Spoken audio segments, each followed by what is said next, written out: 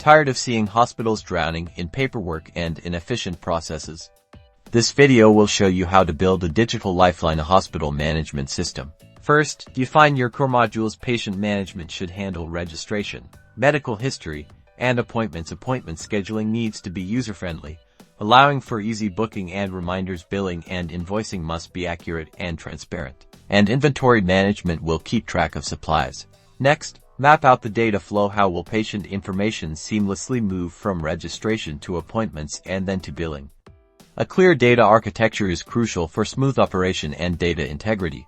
Now choose your tech stack. Select a suitable programming language, database, and framework based on your project's scale and complexity. Consider factors like scalability, security, and ease of maintenance. Start with the user interface design. Intuitive screens for doctors, nurses, administrators, and patients ensure each user role has access to the appropriate features and data.